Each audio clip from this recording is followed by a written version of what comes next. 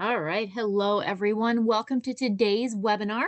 Before we get started, just a couple of the normal reminders. We will have time for questions at the end of the presentation. You can type those in by clicking the Q&A or chat section in the lower portion of that control panel. Feel free to chat between yourselves as well throughout. We will be posting a recording of the webinar on our blog. The link for that will be shown at the end. And if you'd like a PDF copy of the presentation today, there will be a link to download that on that same post as the recording. If your question does not get answered today, or if you think of any others, please email our support inbox, which will be shown at the end as well. All right, so what is on the agenda for today? Slight change with our content today if you've seen any of the other previews, as we don't have our expert with us to talk specifically about some areas, but we still have some great information for you today. We are going to talk about navigating healthcare. So we'll be discussing how to help yourself when it comes to getting the care that you need. That includes educating yourself, advocating for yourself, and then just staying proactive because it's your health, right? You know yourself best. So you need to be an active participant in the care that you receive. So let's talk about educating yourself first. Let's say you start to feel sick or something pops up. First things first, right? We call our doctor and we make an appointment. Hopefully, it's just a short-term thing and you and your doctor can get it taken care of, but sometimes it's not so simple, right? Sometimes your doctor will discuss some possible conditions and maybe refer you to a specialist for a follow-up appointment or with them as a follow-up appointment. Now, first, asking your doctor for all the information you can on what they think may be going on then and there is priority, right? But they might not have all the answers, or they might not have the time to sit down and discuss everything in that first appointment and may defer those questions to the other doctor they're referring you to or, for that next appointment. This can be a really scary time, right? You can feel pretty helpless until that next appointment, but you can empower yourself during this time. Doing some research before you go into an appointment can help you feel more confident and comfortable about asking informed questions. Knowing things like more information about the condition itself, what it means, maybe different treatment options to ask about, and then potential long-term outcomes, different things like that are some of the things that you can look into. So big point to make first on this is be sure you're researching on reputable sites. So clinic sites, Mayo Clinic, Cleveland Clinic, medical associations like the American Medical Association, nonprofit research organizations like the American Cancer Society. Places like that can give you a background on different illnesses and just more information to help arm you with facts going into your appointment. Second big point to make, just because you read about it does not make you the expert, right? We can get lots and lots of information, but your goal with doing this research is to be able to ask knowledgeable questions and know kind of a little bit about it to be able to clarify, right? It doesn't mean that you've learned everything there is to know about any conditions and things like that. It just means that you're doing your research so you can confirm and clarify things a little bit better and just be a little bit more knowledgeable. So next area to think about that builds on this is building a network that you trust. So navigating illness or conditions or just healthcare in general is not something that is easy to do alone. It's so much better with the support of others. Those who can lift you up when you're feeling low, help you make informed decisions, and just remind you that you're not alone in the journey, right? Building a support network of family, friends, and these healthcare professionals creates kind of a safety net of, for emotions, for an encouragement, and just practical help. So it can be something like someone to drive you to appointments if you need to, someone just to listen without judgment, or help advocate for your care, maybe someone that is more knowledgeable. These connections can really kind of ease the burden on you and again, empower you to focus on what's the most important thing, which is healing and figuring out that next step.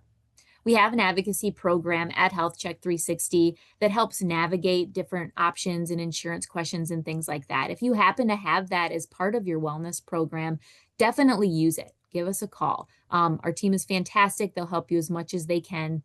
So again, leaning on others, it's not a sign of weakness, right? A lot of times we feel like we're burdening others. We feel like there's different things that pop up. It's not. It's a part of resilience, is leaning on that support of others. So just something I want you to think about. Next thing I'll cover on the education, really recently in the last few years, I mean, a little more than that, but last 5-10 years, just more options to see our doctors have popped up, right? You have virtual visits, you have in-person visits, and of course we have urgent care and emergency room that we've always had, but with more options to get care than we have had, I just want to kind of touch on the recommendations for when to use those resources you may have available to you. Now, every situation is different, so don't take these as black and white, but just generally good rules to follow when you're thinking about what type of appointment to make. So we have virtual care or telemedicine, right? This type of appointment is good for mild illnesses or concerns. So things like a headache, a cold or sore throat that's not going away, flu, sinus infection, those types of things. Medication refills can also sometimes be done virtually. If you and your doctor are already established, sometimes following up on things like allergies, minor skin issues, reviewing labs can be done virtually or telephonically as well. Mental health check-ins as well are getting more common with virtual or telephonic appointments. There are lots of benefits to virtual or telephonic, right? It's really convenient. If you have access to a virtual platform or just your telephone, it's right there, right? No commute. So it's going to save you time. It's going to save you money in that way. It can also reduce exposure to others in that physical setting that can reduce spread of physical illnesses to you or from you to others. But there's limitations, as we know, right? Obviously, if you need a physical exam, we need to go in person. And if the doctor isn't comfortable diagnosing something virtually, you may need to make a follow-up appointment in person anyway. So just those are some things to think about with that virtual. So that brings us to the in-person care. These are most common, right? Still the most common visits still, and for good reason, right? You have full access to your doctor and they you for physical exams and just that face-to-face connection that can be really important. These types of appointments are good for, routine checkups, management of specific conditions. Vaccinations and lab tests are obviously going to need to be done in person, right? Because you're physically getting those things done. So again, in person, very good as well, but thinking about between virtual and in-person, there's some different things to think about. That next option is urgent care. So this type of care is usually recommended for illnesses or injuries that need same day attention possibly, but aren't life-threatening, right? So things like, again, that fever that's gotten pretty high, flu symptoms that aren't going away, ear infections that you just kind of need to get that medicine for, talk to a doctor to confirm that you have it, stomach pain, sprains, cuts needing stitches, that aren't deep and, actively bleeding, those types of things. Strep throat that you need a test for that you have to confirm. So kind of like ear infections. The benefits of this type of care is that it's walk-in, right? They're usually open more hours than normal clinic hours and on weekends as well, typically. May have to wait a bit, right? But it's there, it's available. You can get the physical exams done since you're in person. It's usually faster and cheaper than an emergency room visit. So speaking of the emergency room visit, right, that's the last care option we'll chat about.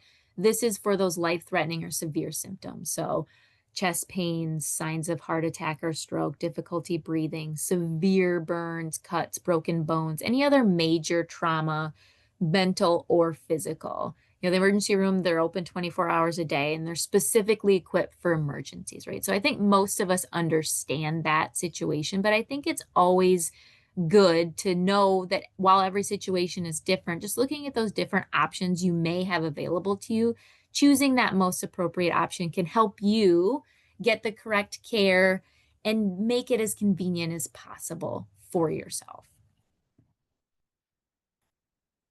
So we've talked about educating yourself. Now let's talk about advocating for yourself. So the first part of being an advocate for yourself is really on the back end, getting yourself organized. If you don't know all of the things that you've done, we talk to a lot of people that don't know the medication that they're on. They don't know the name and they don't know where to look for it. Those are the types of things that help you advocate for yourself and help you be able to ask appropriate questions if you feel like something needs to be changed, right? Medical information, as we know, comes in all different forms and timelines. So getting organized, it can be a big task right away, but doing this now, again, can help you know what you've done, what paths you've tried, and can help you make decisions with your doctor for the future. Now, lots of informations to organize your information, right? Digitally, on paper, combo of both, which is probably what most will do, right? Because when we're talking digital options, a lot of times the hospitals will have their online sites that you can access your information as well. Now, you can probably print all that stuff out if you want to, but they have that. You can also say that, in the cloud, if you will, so Google Drives, Dropbox, places like that. There's apps out there that can help. And again, the hospital online sites. If you're an Excel lover, you can create your own Excel file too, right? Or simply save files on a folder on your home computer. Now, be sure where you're protecting this information, password protect if you can, because as we know, private health information is something that we want to keep private, right, between us and our doctor. So make sure you're just being mindful of that. But again, if we can have most things in similar places and easily accessible, that's the key. And then again, if you're going the paper route, right, that's standard. Binders, file boxes, medical journals. Again, if you can, lock those in a secure place as well, knowing where to access them in emergencies if needed. So we gather the information and then we can organize it after that too. Now there's a lot to include, so I may not get to everything, but just some things to think about. Personal information, emergency contacts, insurance cards, policy numbers, contact information for your primary care providers, any other specialists or doctors that you're seeing, your medical history, including current, past diagnoses, right? Surgeries, hospitalizations, allergies, family medical history if you've got it, vaccination records. Again, a lot of that stuff is online, especially if you've gone to the same place, or if you have a lot of history, what's going to be in the same place. But knowing that is important. Checking to make sure that everything that you need is important. And then, of course, medications that you're currently taking. So names, dosages for prescriptions, and then supplements and over-the-counter medications as well. Because if we're talking changing medications, it's really important to know what else you're taking, because we don't want to take something, even if it's over the counter. Those things can have side effects that will mess with prescription medication. So we really want to be mindful of what we're taking, no matter what it is, no matter where we've gotten it. Start and end dates too, that you took any medications in the past, and the doctor that prescribed them. Again, that should be on the medication information. And then other things, tests like lab results, blood work, urine tests, things like that. Imaging, if you have it available to you, x-rays, MRI, etc. Really any other reporting on blood work that you have, if you have access to it, know where it's at or save it in a secure place that you can easily access it. And then treatment plans from your doctors, right? So primary care doctor as well, but also physical therapy notes, notes from appointments, mental health treatment summaries, appointments that you have had and that are scheduled in the future, and which provider they're with, the reason for the visit, any follow-up notes that you take. I know some people take lots and lots of notes so that they can remember what they talked about, I think is important too, right? Or if you have instructions from your provider so you don't get confused, jot that stuff down. Have that specific journal, or again, if it's on your phone, wherever it is, have that in a safe place that you can access it if you have any questions as you're going through. And then, of course, the fun stuff, right? The billing history, EOBs, which stand for explanation of benefits. So this is that document that you get sent by your health insurance company after you receive your services. It outlines what services were provided, how much the insurance company paid, what portion you're responsible for, And then we'll give you information to call with questions. So those are big things too when we're talking about logistics on the back end to make sure that you have available to you if any questions pop up. And then things like your living will, power of attorney for healthcare, and a DNR or do not resuscitate order if you have them. Small side journey here, just to kind of get you thinking about more of that education piece. A living will is a legal document that outlines your preferences for medical care in the event that you become incapacitated, so you're unable to communicate those wishes, right? A living will can specify your wishes regarding medical treatments, such as whether or not, if you want CPR, that DNR, that do not resuscitate order, like I mentioned, mechanical ventilation, artificial nutrition, and hydration if you're unable to eat on your own. So not the same as a last will and testament. That deals with the distribution of like your assets and things like that after you die. A living will focuses on your healthcare preferences while you're still alive. Now, the requirements for creating a living will can vary by state. So some of you might need to have a signature from witnesses or a notary. So just something to research if you're looking to create those. But again, if you have that, keep that in a safe place, easily accessible, because you don't know when an emergency is going to pop up, right? Healthcare power of attorney may be part of your living will as well. So a healthcare power of attorney, sometimes called healthcare proxy, is just a legal title allowing you to have a trusted person to make medical decisions on your behalf, spouse, parent, whatever it may be, child. The last thing that's recommended to have with your medical information is a summary sheet for the most important information. So key diagnoses, allergies, medication, emergency contacts, insurance information is generally what you'll use the most, right? So keeping that information readily available can be helpful. And then the last thing to note about organizing your medical info is just to keep it updated. Again, this is hard. We especially if you've got a lot going on and you see multiple regular doctors for various reasons, but getting into the habit of adding things to your files right after you have an appointment can help keep things updated. Then it won't seem like a big burden, right? If you don't have to do it a bunch at once. Other times to update include, if you do change medications, that can be kind of a trigger for you. And then just annually, when your insurance rolls over, make sure if there's any changes, you're updating those types of things as well. If you happen to be a caregiver, helping the person you're caring for create a file for themselves can be helpful as well. So again, just something to keep in mind.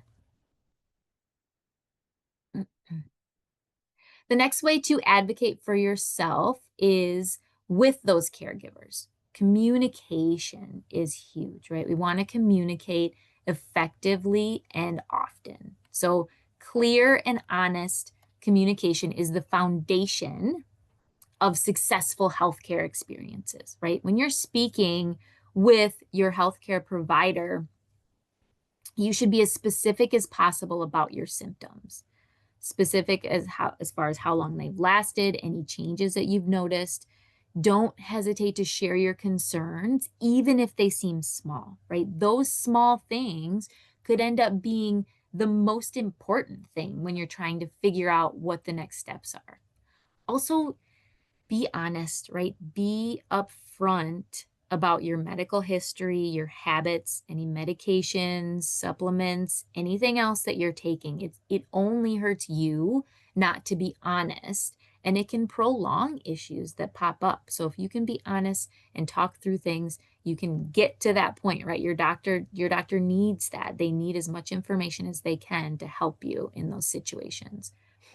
It's also important to talk about your treatment preferences and then ask those questions like I talked about, circling back to that discussion about educating yourself.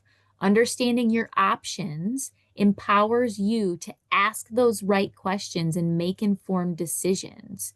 If you're feeling overwhelmed, you can maybe bring someone with too, a trusted friend that maybe knows more or a family member so they can help take those notes or even ask questions on your behalf. Again, if they've been through something similar, if they're more knowledgeable on it, don't be afraid to bring other people in with you to help with that support.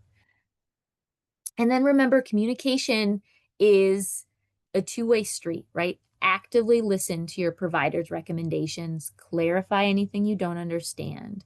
Asking questions shows your doctor that you do understand because that's what they want. So, unfortunately, at this point, a lot of doctors are under major time constraints, right? In the demand, they have an overly full workload. They're trying to help as many people as they can, and it's tough. But when you're there, be as efficient as you can. Take advantage, ask those questions you want, really listen to those answers. That back and forth is what builds trust and ensures that you get the right care for you and that your doctor understands everything that's going on. And then last but not least, be proactive with your healthcare. Proactivity is one of the most powerful tools in managing your health. So rather than waiting for symptoms to escalate, right, take steps to hopefully prevent illnesses in the first place or to catch things early. This includes scheduling, attending those regular checkups, right? Screenings, vaccinations, whatever it is. Do that even when you feel good. Lots of people don't go to the doctor regularly to keep tabs on their numbers. Hopefully, if you are doing screenings with us, you have that yearly at a minimum, right? You have those yearly numbers that you can see trends, right? But if you're proactive and you're keeping an eye on those things, that helps you catch things early and often. And it allows your doctor to monitor your health too, because they might see something you don't see. They can identify different risk factors, and then they can work on intervening before those problems become serious. And then if you do have a treatment plan, doing it is equally important, right? Again, I think we get to the point where we feel like, well, everything's going well, so maybe I'll just stop taking my medicine, right? We don't want to do that. We want to make sure that we're discussing and communicating with our doctors. So taking medications as prescribed, following through with recommended therapies. I see this all the time with like physical therapy. It's there for a reason. It might not be fun for a while, right? But you have to, it's a long-term thing here. You have to keep doing it as much as you can to get those long-term positive results. And then again, keep your doctor informed of any issues you are having, any side effects, any changes in your condition, because they need to know that too. They don't know unless you tell them, especially if it's stuff that you're doing outside of those regular appointments. Staying engaged in your care helps ensure better outcomes.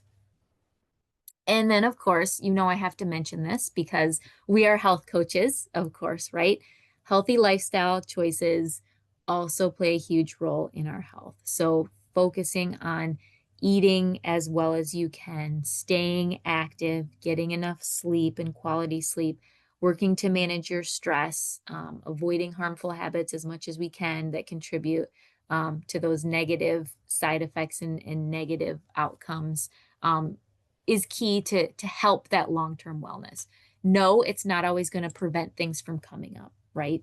There's things that are going to pop up in your life, but if you take ownership and be proactive with your health and make decisions today that can help support a healthier tomorrow, you're going to set yourself up for more success, right? All right, really simple wrap up here. I actually stayed on time today. Healthcare is not easy to navigate, right? But taking steps, doing your research, organizing your care, using support that's available to you can help.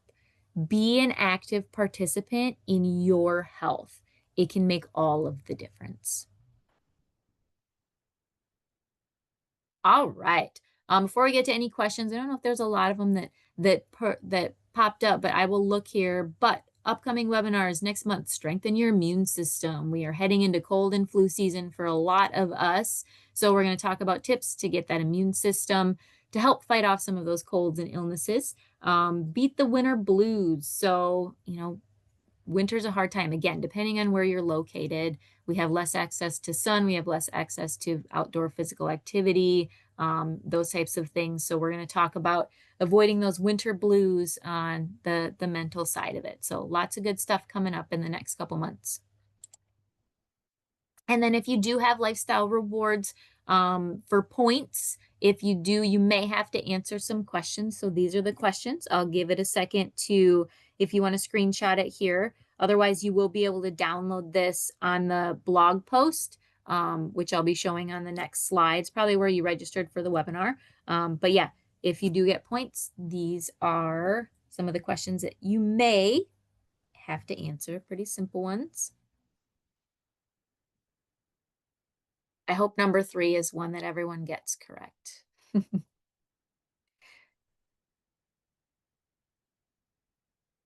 All right, and then here is our contact information.